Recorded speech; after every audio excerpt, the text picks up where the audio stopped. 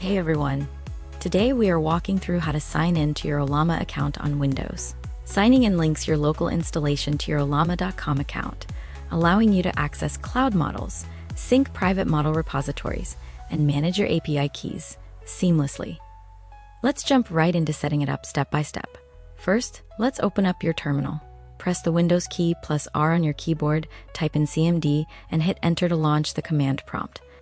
Now, let's trigger the sign-in command. In your terminal, type Ollama signin and press enter. As soon as you run the command, Ollama will automatically launch your default web browser and open the sign-in page on Ollama.com. If you already have an account, log in with your email or credentials. If you are new to Ollama, you can click sign up to create a free account right on the spot. Once you log in, your browser will display a confirmation prompt asking you to authorize your local device. Click authorize to link your Windows PC. Now, head back over to your command prompt window. You will see a success message indicating that your local installation is authenticated and successfully signed in. From this point on, any commands you run, like pulling cloud models or managing private repositories, will automatically authenticate under your account. And that is all it takes to sign into Ollama on Windows.